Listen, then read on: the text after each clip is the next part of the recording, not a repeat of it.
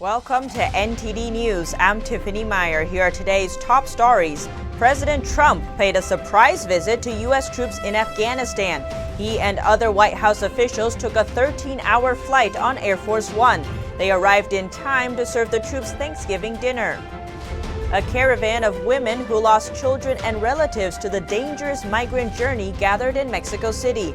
They made the trip to warn others about the risks of passing through Mexico in hopes of getting to the U.S. border. The 2019 holiday shopping season is shorter than last year, so retailers kicked off Black Friday early, with discounts and deals starting days before Thanksgiving. The holiday shopping boom is different than it used to be, but is still an important time for sellers and shoppers alike. And a wooden fragment believed to be from Jesus' manger returns to the Holy Land. It dates back over 2,000 years. Christians celebrate the relic before it's moved to Bethlehem to kick off the Christmas season.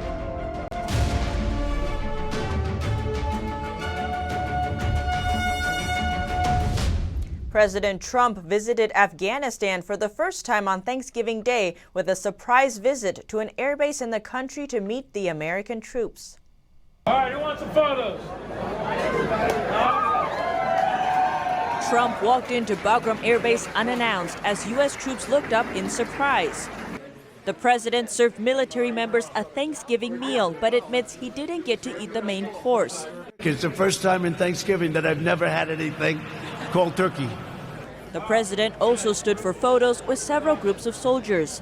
Trump later delivered a speech where he reminded the servicemen and women that today millions of families at home will be saying a prayer for the U.S. military. There's nowhere I'd rather celebrate this Thanksgiving than right here with the toughest, strongest, best and bravest warriors on the face of the earth. You are indeed that.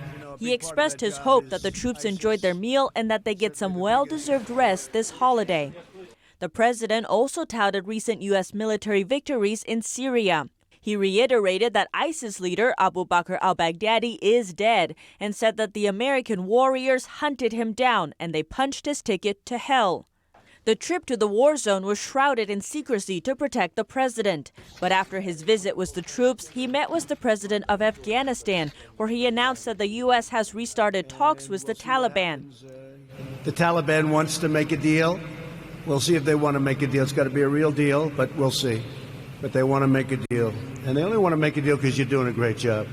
This isn't the first time President Trump celebrated a holiday with service members. Last Christmas, he went to Iraq. But this is the president's first trip to Afghanistan, where about 12,000 U.S. troops currently serve. Border officials confiscated more than 5,000 fake IDs in Kentucky. All 6 of the shipments originated from China and were intercepted on their way to New York. About 2,900 of the IDs were already completed fake driver's licenses from a variety of states. More than 3,100 of them were blanks that could be filled out later. Officials say fake IDs can be used to commit a number of crimes. One of the intended recipients of this shipment was someone with a child rape conviction. Authorities believe this person provides minors with fake IDs before engaging in illicit activity. The IDs are thought to be connected to similar shipments that have been intercepted. And a caravan of mothers searching for their missing children and relatives stopped in Mexico City yesterday to raise awareness about the dangers of Central American migration through Mexico en route to the U.S. On the trail of missing children and relatives, a caravan of mothers from Central America stopped in Mexico City on Thursday. They carried pictures of loved ones who went missing on their way to the U.S. border. The mothers are trying to raise awareness of the dangers facing migrants who pass through Mexico. One woman from El Salvador said her son had fled violence in their country. Now she's afraid he's become a target of criminals. Authorities are hunting down the migrants, and as a result, migrants are taking routes that are much more dangerous, rather than taking routes which otherwise would be more direct. This makes them very vulnerable. Central American migrants are easy targets for Mexico's ruthless cartels. Thousands have been abducted, sometimes kidnapped for ransom, forced to carry drugs into the U.S. Women and girls are especially vulnerable. Human rights organizations estimate 6 out of 10 female migrants have been sexually abused. According to local media, Mexico City is one of the last stops for the Mothers Caravan. Their tour has taken them across the country, following the migrant trail. Southern Californians had a wintry Thanksgiving this year thanks to the bomb cyclone that rolled across the U.S. West Coast yesterday. The winter storm dumped several inches of snow in some areas, causing closure in parts of Interstate 5. According to authorities, the snowy weather also helped extinguish the Cave Fire that raged in Santa Barbara County early this week. Other parts of the region saw rain and hail. Hong Kong police on Friday withdrew from the wreckage of a university campus damaged in weeks of clashes, as pro-democracy activists canvassed social media for support for more rallies at the weekend. Hong Kong police on Friday wrapped up their search at the Polytechnic University after a nearly 2-week violent standoff with protesters. Senior faculty members of Hong Kong Polytechnic University toured the campus after police left, visiting the canteen and sports hall and inspecting damaged classrooms. Tung Jingguang, the president of PolyU, said the government should pay for the major part of repairs to the campus. Because the damage is very severe, and I think the amount of money required to repair our campus will not be small, and I think the major part should come from the government. According to Tung, it will take an estimated 5 to 6 months to repair all the damages. Hundreds of police officers had earlier entered the campus to collect evidence after blocking public access for 12 days to try to arrest protesters holed up inside. It was unclear whether any protesters remained, but some residents worry about their safety. I just know they don't have enough food and not enough the facility. They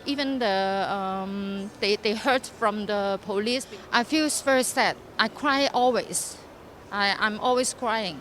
Meanwhile, activists are trying to keep up momentum after this week winning backing from President Trump, who signed 2 bills to support the protesters despite warnings from Beijing.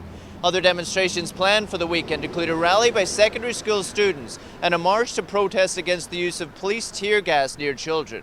Paul Graney, NTD News, Hong Kong. U.S. retailer Macy's got a jump start today by opening on Thanksgiving afternoon as retailers compete for shoppers ahead of the biggest shopping day of the year, the unofficial kickoff of the holiday gift buying. Video provided by Macy showed shoppers flocking to the retailer's flagship store in Herald Square in Manhattan for early bird deals yesterday. The period between the U.S. Thanksgiving holiday and Christmas can make or break a retailer, accounting for as much as 40% of total revenue for the year. The day after Thanksgiving is traditionally when retailers offer doorbusters, deals attracting frenzied bargain hunters. And it used to be an epic shopping day where the deals and the frenzy kicked off before sunrise. Black Friday's star on the retail calendar has dimmed a little in recent years, but it is still very important to stores and shoppers. Retailers eyeing a merry forecast for the weekend and the weeks ahead. Individuals are feeling good about their particular set of circumstances, and that's translating into an indication that they're willing to spend still on the holidays. At the core of that optimism, consumer confidence remaining high and unemployment low. You got a job this Christmas, you feel better than you did last Christmas. You're going to spend a little bit more. This year's calendar cuts the number of shopping days between Thanksgiving and Christmas by 6 from 2018. So retailers got the deals going early, a direction they've moved in anyway. Regardless of how many days between Thanksgiving Day and the 25th, they know what gifts they're going to get through, and so they're planning accordingly, and retailers are responding to that. Some shoppers taking advantage. They were running like pre-Christmas sale or like pre-Black Friday sale, which I bought quite a few presents, so it did help me. Others waiting to see what's in store and online in the next few days. When ideas come to me, I just sort of file it away and go from there, but probably not in earnest until Thanksgiving, after Thanksgiving. It seems that not everyone likes the idea of Black Friday shopping, at least in France. Social media video shows that protesters protesting against the rampant consumerism of the U.S. Black Friday forcibly removed by French police from outside an Amazon logistics center near Lyon in eastern France today. Activists staged protests against online retailer Amazon around France to denounce the rampant consumerism of the U.S. Black Friday shopping frenzy that has spread to European stores.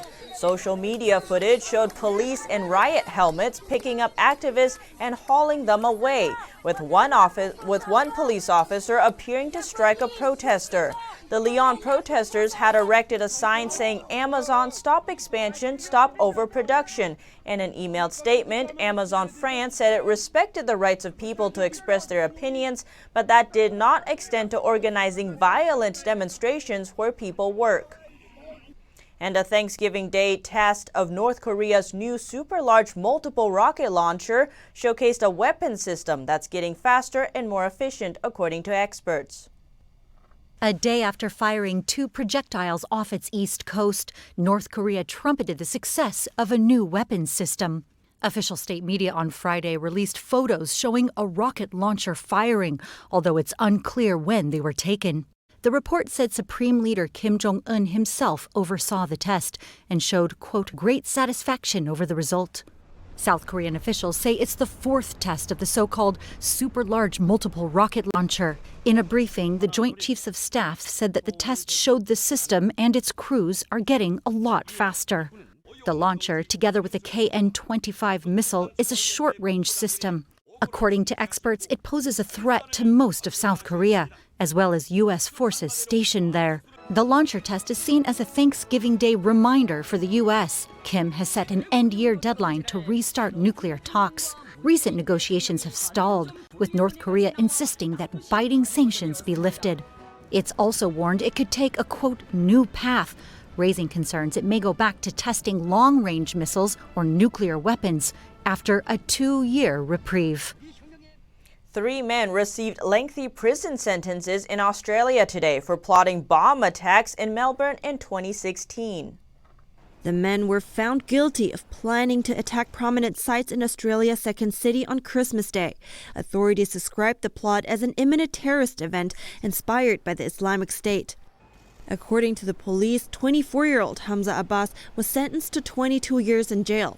Likewise, 25-year-old Ahmed Mohammed and 29-year-old Abdullah Charani were jailed for 38 years, including sentences for another attack. After the men were charged in 2016, the Prime Minister Malcolm Turnbull called their plan one of the most substantial terrorist plots that have been disrupted over the last several years. The men had targeted locations in Melbourne, including Federation Square, Flinders Street Station, and St. Paul's Cathedral. They planned to attack the sites possibly on Christmas Day. Police explained that the plot was inspired by ISIS and that the suspect had been under surveillance for weeks. One of the men was an Egyptian-born Australian, while the others were Australian-born of Lebanese descent. A small plane crash in Ontario, Canada killed 7 people yesterday. 3 of the victims were children. Transportation officials are currently on the scene. The wreckage of the plane was found in a wooded area Wednesday evening near Kingston. Transportation Safety Board of Canada spokesman Chris Krepsky says, right now, officials are focused on gathering as much information as possible from the site. He said the data may help determine the cause of the accident. We're going to photograph and document the wreckage.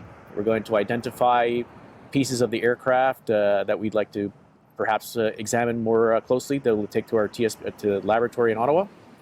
Transportation Safety Board of Canada investigator Ken Webster says the aircraft was registered in the U.S. and had taken off from the Toronto area shortly before the crash, but he did not provide details about the aircraft ownership or the identities of the victims.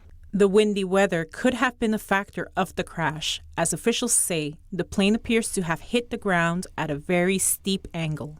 A team of 4 investigators are set to comb the wreckage. French defense minister says the European Union could impose new sanctions against Iran. It's a new step that could affect the nuclear deal between Iran and Europe and support the U.S.'s policy toward Tehran. Our French correspondent David Vives has the details. France's Defense Minister Jean-Yves Le Drian suggested Wednesday that Paris was seriously considering triggering a mechanism within the Iran nuclear deal that could lead to UN sanctions. This move comes after the Iranian regime repressed protests across the country. According to Amnesty International figures, more than 100 people were shot down during the protests last week. During a parliamentary hearing, Le Drian said that it seems to prove the U.S. are right in their logic of maximum pressure, given the behavior of the Supreme Leader and President Hassan Rouhani toward the protesters. President Trump imposed sanctions in September aiming at Iran's central bank, saying it would cut the funding of the Revolutionary Guards. He accused the group of funding terrorism in the Middle East. Despite this sanction, France's administration tried over a recent month to save the nuclear deal with Iran. If France overturned its support, other countries in the pact might follow suit, and the Iranian regime could lose support in both the United States and Europe. Opponents of the Tehran regime are calling for more sanctions from Europe's state leaders. Coordinator of the Campaign for Iran Change, Struan Stevenson, is one of them. There was a recent publication in Europe that shows the 3 countries in Europe that are making most trade with Iran now, possibly even in breach of sanctions: France, Germany, and the Netherlands. Billions of dollars of business still being done. According to him, the EU appeasement policy toward Iran is beneficial for businesses but detrimental to human rights.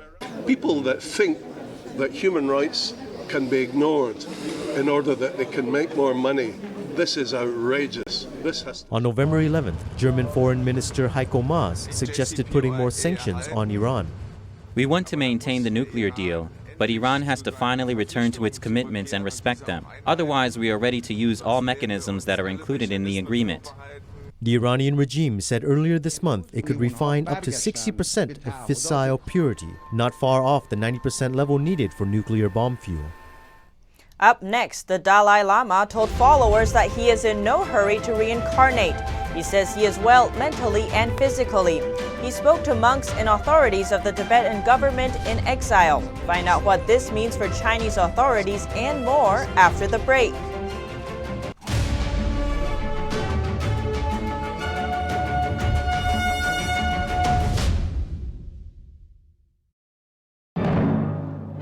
Absolutely the #1 show on the planet. I love it. Breathtaking. Incredible. Awesome. Very exciting. Mesmerizing. Really enjoyed it. It makes you feel alive. Absolutely flawless. I laughed, I cried, colorful and vibrant and joyous. The dancers, you guys are amazing. They can just fly. Gravity does not apply to them. Oh my gosh, I was so intrigued by this. I'd get lost in the music and I'd get lost in what I'm seeing on stage.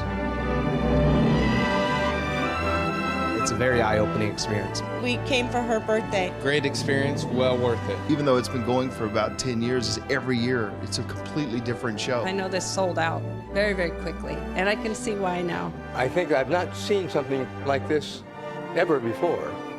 I would recommend it to everybody. I recommend it to everyone.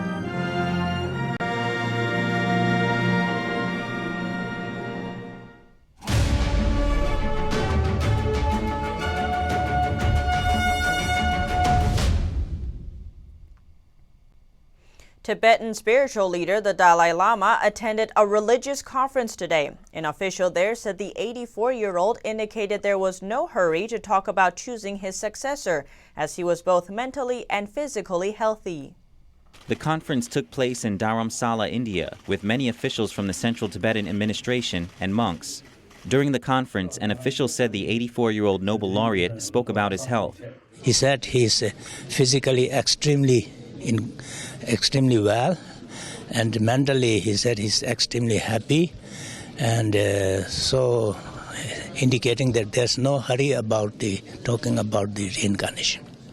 The reincarnation and inheritance of the spiritual leader have been a matter of contention between the Chinese regime and Tibetans. Chinese communist leaders have insisted they have the right to approve the Dalai Lama's successor. In Tibetan tradition, he must be chosen. But Tibetans suspect any Chinese role as a ploy to exert influence on the community. The Tibetan tradition holds that the soul of a senior Buddhist monk is reincarnated in the body of a child after the monk dies. Born in 1935, the current Dalai Lama was identified as the reincarnation of his predecessor when he was 2 years old. Rather than idolizing soccer superstars, millions of youngsters in China dream of becoming the next best-known video gamers in the country. The esports explosion in popularity in recent years has brought collateral damage. Experts and the few studies conducted into the issue warn that 18% of Chinese adolescents are at risk of becoming gaming addicts. The World Health Organization has included the addiction on its list of disorders this year. Beijing has passed increasingly stringent regulations to fight the addiction. The most recent regulation includes banning under 18s from playing online between 10 p.m. and 8 a.m., as well as imposing a daily limit of 90 minutes or 3 hours per day on holidays. Coming up, France now recognizes magic as a career. A family in Paris offers the first state-recognized diploma in magic, and run a cafe where magic is always on the menu. That and more after the break.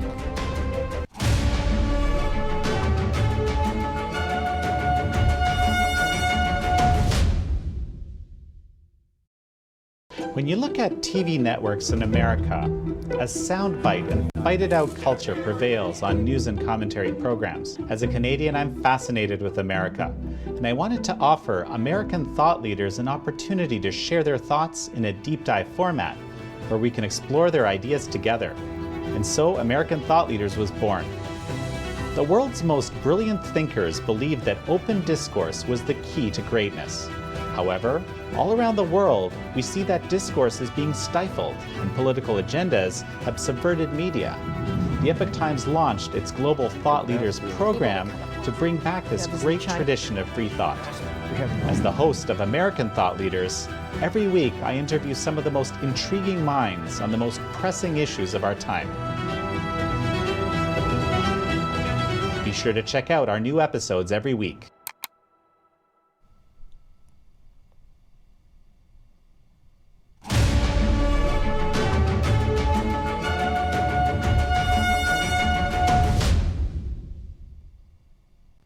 The French government has created a new diploma that allows magicians to be recognized as artists. A Paris magic school became the first to deliver the courses. Our French correspondent, David Vives, went to meet the magicians.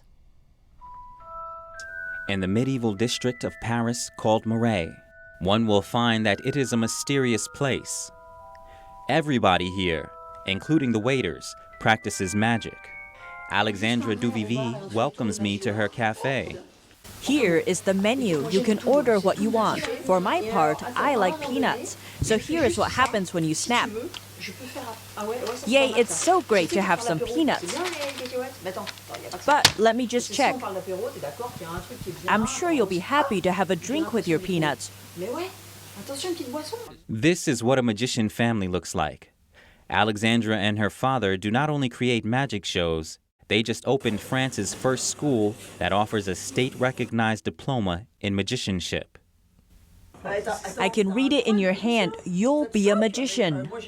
And this is how they teach the basics of magic, like how to hide a coin in your hand. You count 1 coin, 2 coins. You release your hand muscle, distract the audience, and you show 3 coins. I found magic marvelous. This is a way to bring people into another world. The student repeats after the teacher, takes note, and takes their turn. The teachers combine moves to create illusions. You just make this movement, then you twist the card above. And failing is, of course, part of the training. I think the ball is not here. Oh no. For more than 40 years, Duvivi created his own magic tricks and passed them on to his daughter. Their reputation reaches across France and even as far as Las Vegas. Technique is very important, but a magician is an artist, so he needs to learn how to present his show. It's a very human art. In magic, the technical part must not be seen by the audience. What is important is that they feel a miracle. According to Dominique Duvivier, after the class, a student needs to work from anywhere between 2,000 and 3,000 hours before they are ready to perform. I work at Disneyland, and I hope that in the future I will create magic tricks with themes matching Disney characters. The course lasts 3 months and costs $16,500, a sum that might be partly reimbursed now that France officially recognizes this practice as a professional art. Christians in the Holy Land today celebrated the return of a wooden relic fragment reputed to be from Jesus' manger, where he was laid after birth. The fragment is believed to date back more than 2,000 years. It was sent from Rome to Jerusalem for a brief public display. Custodian of the Holy Land, Father Francesco Patton, says the display gives Christian communities the chance to come venerate the relic. Through the veneration of this relic, the local Christians and also the pilgrims who are coming can renew their faith in the mystery of Reincarnation. The fragment will later be moved to Jesus' birthplace, Bethlehem, for the official launch of the Christmas season. It's expected to be placed inside St. Catherine's Church in time for the lighting of the Christmas tree in Bethlehem on Saturday. Up next, the locale of Venice, California, were made to resemble its Italian namesake. Our NTD reporter takes you west of downtown Los Angeles to see the Venice canals that were built in the early 1900s. Find out more about what makes this place special after the break.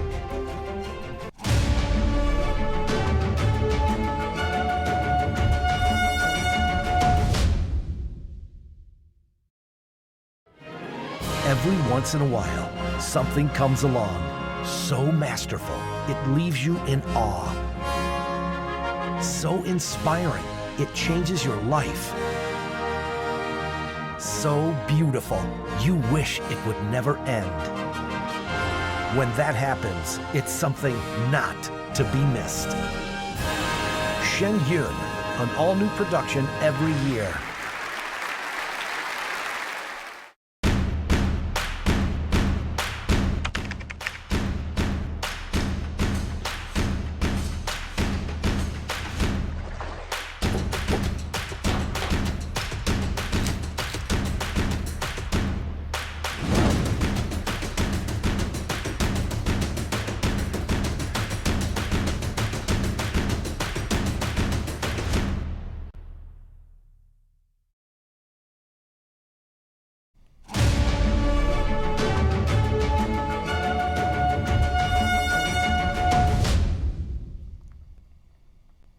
In a city that is often jammed with traffic, crowds, and chaos, the little-known Venice Canal Historic District has become a secret haven for some seeking solitude and tranquility, while drawing tourists and residents looking for a car-free haven.